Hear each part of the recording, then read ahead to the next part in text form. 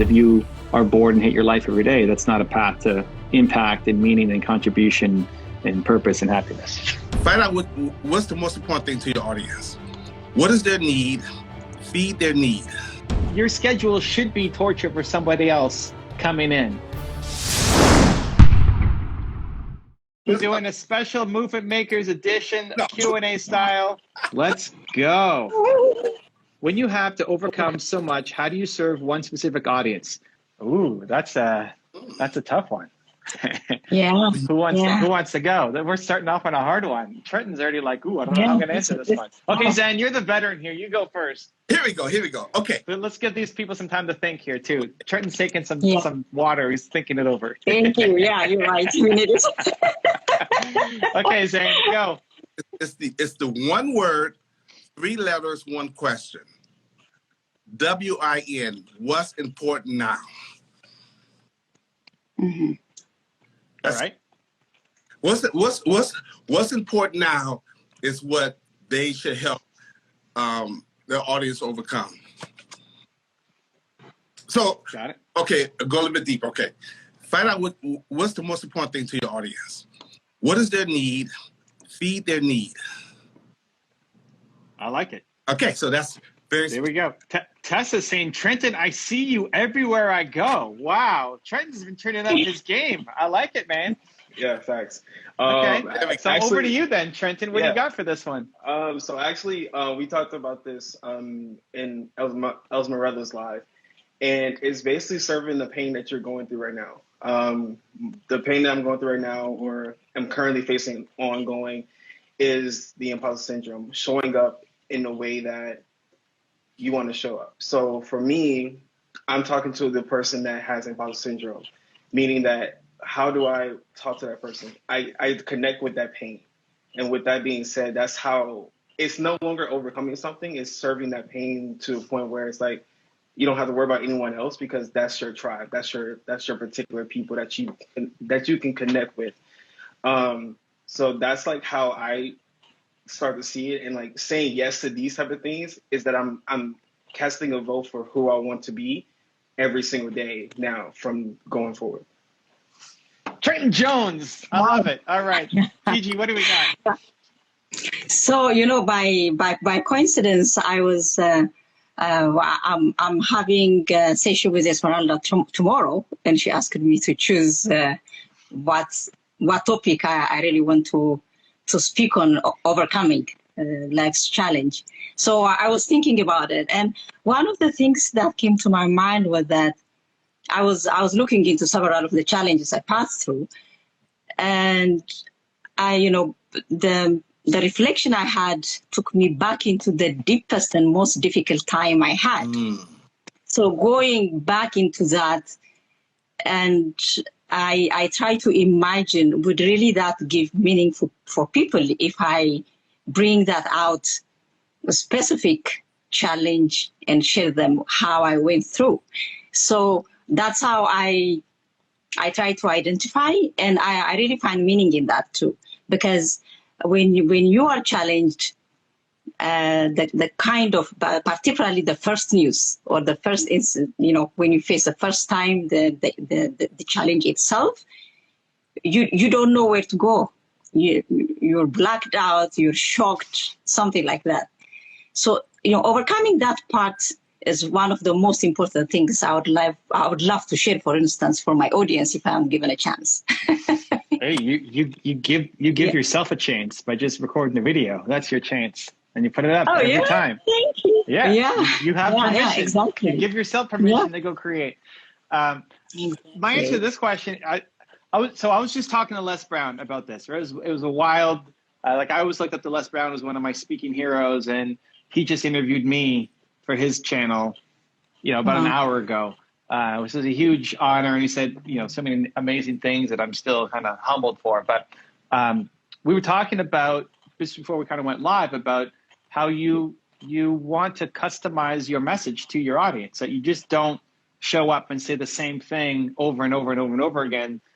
And like, who cares about your audience? And that's why Les is such a great speaker. It's like he gets to know who is in this room, and then he tells an authentic story that relates to that audience. So if you look at me, sometimes I'm the believe guy. Sometimes I'm the YouTube guy. Sometimes I'm the salsa dancing guy. Sometimes I'm the League of Legends entrepreneur guy, right? Like I show up differently depending on whatever the room is.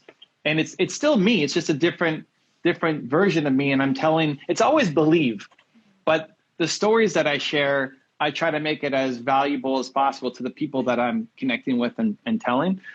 So I think if you come through, you've overcome so much. Back to this question, that's great. Now you've got 40 different stories that you can tell. Don't say the same 40 stories every single time, because that's going to take you 4 days to get through them. You pick the right story for the right audience that you're talking to, or if you're coaching, for the right individual client that's right in front of you. How many hours do you work each day? Ooh. Okay. Okay. Who wants to take this first? I can take. Okay, go for it.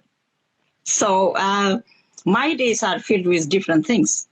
So, if you ask me how many hours a day I work, it would go up to, some days it's more than 12 hours. Some days it's, if I include the thinking, the reflection and so on, it might go even more than that. So for instance, I'm fully engaged in my baking business. I usually spend from 6 to 8 hours a day in that. But I also spend my time on reading and for working on my channel and so on. So it depends. It depends on what kind of activity I'm doing. I don't even remember how many audiobooks I listen while I'm baking, because it's a lot of audiobooks I'm listening to that. So there are also some overlapping activities I do. That's a hard question because I don't keep track. I don't think of what I do as work. If I'm working on a book or creating a project, or I'm coaching, I guess coaching be considered work, but I don't consider it work. So, but if I had to try to answer that question, it would have to be 6 hours a day. If I had to quantify it, 6 hours a day, 4 days a week. I take Saturday, Sunday, and Tuesday off. But if something's going on, I go ahead and work on Tuesday. But my weekends, I try to keep my weekends off. Definitely on Sunday, I turn everything off on Sunday. So no one can contact me on Sunday. I close off the world on Sunday. And Saturday is normally social time with family and my wife and, my friends. So yeah, so maybe 6 hours a day, 4 days a week, sometimes on Tuesdays. All right. Okay, Trent, what do you got? It's same with Zen. It's sort of difficult to kind of budget out, like, the hours that I work, but more of I kind of break it down into what I'm, like, the time that I'm creating and the time that I'm actually doing this type of thing. So, like, for me, one of the things Evan, when we had our mastermind, our IG Live, is like just start reaching out to people, start doing that daily work. So I guess like 2 hours outreach or 2 hours of like just like community building, because without a community, you can't really build a movement from that. But creating wise, researching, reading books, like how can I pull out stories that are helping me? I'll say that's like 2 hours. So like 4 hours of actual work.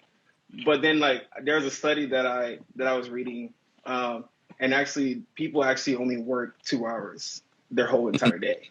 Wow. So technically, really, it's like, if you're putting in 2 hours a day, then you're actually doing the work that matters the most. It's like what you do in those 2 hours. So that's kind of like for me. But I I don't have a set hours I work 18 hours, 10 hours, plus hours, those types of things. Well, dude, you're doing it because Tess sees you everywhere. Everywhere she goes, there you are making content. I love it. Amazing. For me, it's all just living. It's all just the life that I want to live. Is this work right now? It's not work for me. Like, this is fun. This is my break. I was talking to Les Brown work today. No, it was hella fun, right? I mean, so I think if you're seeing it as work, you might even be approaching it from the wrong mindset. Like you should be liking the thing that you're doing. I look at all the people that I profiled. That's the number one thing they have in common is they love the process. It doesn't feel like work to them. Stepping into their shoes might feel like work for you, but for you doing it, teaching baking, oh my gosh, that'd be like the worst thing of all time for me. I would hate that. I'm baking, but you know what? You know what? I'm a real consumer of the YouTube and the movement makers chat, everything, audiobooks. I make 3 hours to 4 hours a day for 5 days. But all those time when I'm baking, I'm listening. I'm also learning. I'm also reflecting. So, I'm, that would be at least I torture. That would, multitask. like, I for can me, really continue. that's torture. Yeah. 3 hours of baking every day. I am bored out of my mind. I hate it. I'm hating my life. But that's the whole point, right? It's like your schedule should be torture for somebody else coming in. I think if I was in a kitchen 3 to 4 hours a day, Nina would start to kick me out. Oh, really? Mine it's a livelihood I have to do. Yeah. So I think it's all just living, Back before COVID, if Nina was out on a Friday night and I was home by myself, 80% chance I'm going to start working on some project. It's like, oh, I got 3 extra hours. Oh, you know what? I could work on this email, or I could do another video, or I could like 80% chance I'm just working on something, but it doesn't feel like it's work. I don't keep track of, okay, I did my X number of hours. Now I'm going to check out and go do something else, right? Yeah. Like it's all living, as opposed to thinking of it as work and then life, right? Like not work-life balance, it's life balance. Yes. It's life balance, exactly. One thing I would like to talk is about, for people particularly like me who are spending longer hours working, if they have a chance to listen to something, that will keep them inspired and moving. That's what that really helped me out. Even to think of coming to you and trying to use my time, whatever time available, in a more passionate way. I like to involve. It's the listening that has helped me a lot, really.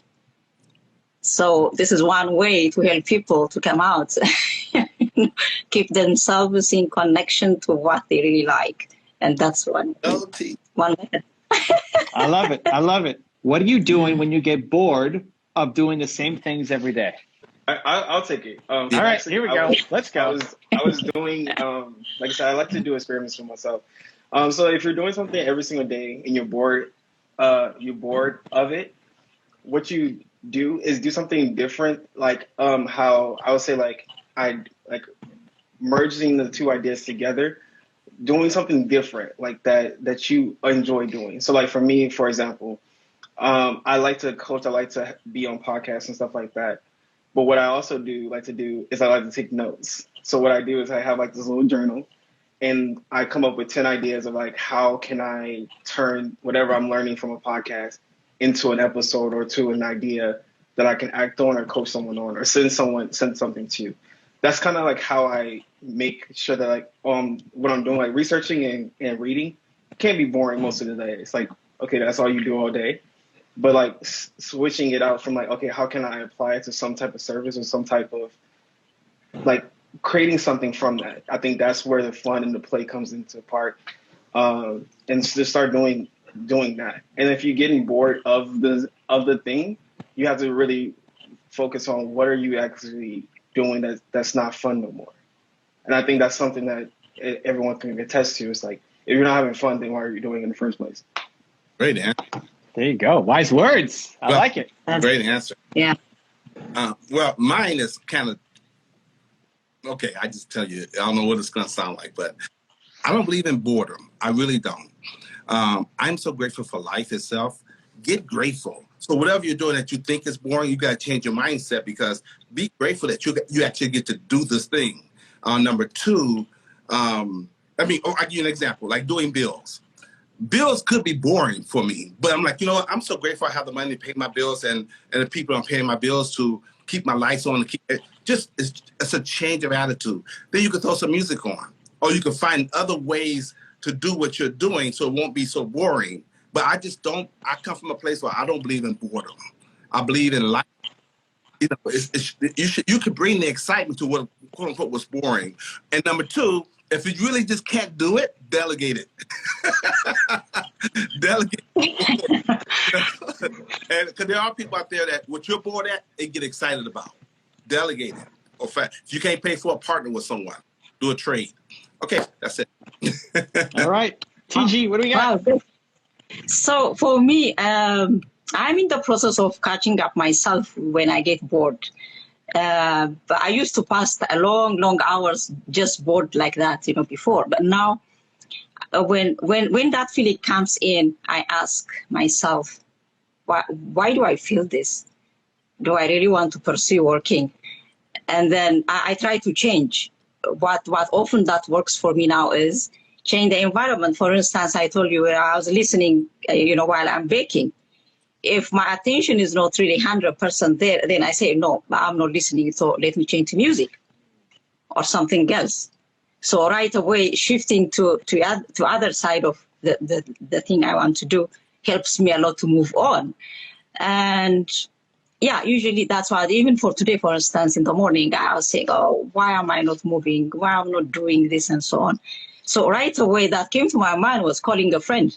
I called my friend and we started chatting. We end up connecting to Ethiopia and we happened to discuss about, every one of us were having a question and identifying our purpose. So it came out a very beautiful discussion. And then, this is how I reach out for people, or I reach out for something that I do differently. But boredom comes now and then, it's part of life. So I just treat it like that. So far, I'm okay.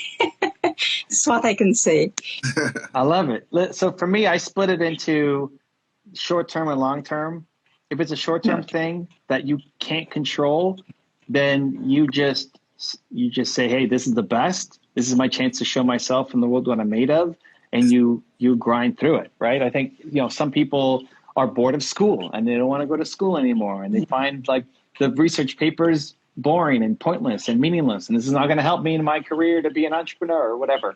And so why are you doing it? Well, you're doing it for your parents, or you're doing it so that you have a backup plan, and you're doing it for the next 3 years.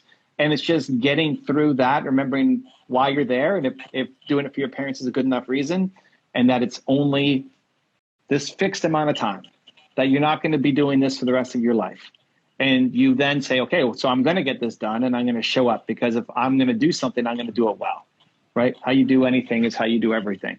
And so knowing that there's a timeline to it helps. Feeling like you're going to be stuck in this thing for the rest of your life, that sucks. So if it's something that you can't control or that you've decided you just have to do, then you muster up strength. You show yourself that you're the kind of person who can be disciplined and go after it and get stuff done, and you get it done. Yep. Long term, you have to be out of that thing. Long term, you have to work your way out of that job, out of that career, out of that relationship, out of that whatever the thing is that's causing you massive boredom. Because again, the number one rule of success is you have to love what you're doing, and you can hack it, and you can trick yourself, and you can do it. Like you can put on music, and you can talk to a friend, and you can do all these things to help you in the moment get through this thing. But long term, you don't want to be doing this for the rest of your life. So you have to find a way through, right? And so what's the hope? What's the path for you to not have to do this anymore, right? That doesn't solve your situation today, but a year from now, you can't be in the same situation that you're in right now. Because if you are bored and hate your life every day, that's not a path to impact and meaning and contribution and purpose and happiness. Hoo-wee! Guys, time flies when you're having fun. That's really nice. Everybody watching, go check out Trenton, go check out Zan, go check out TG. Appreciate you guys. I'll see you guys all next week. Movement makers, make it count. If you want to see another awesome one-on-one I did with an entrepreneur just like you, check out the video right there next to me. I think you'll enjoy it. Continue to believe, and I'll see you there. If your goal is to teach success mindset, you can teach that through badminton. Give me the 3 top biggest mistakes that you made in your career life.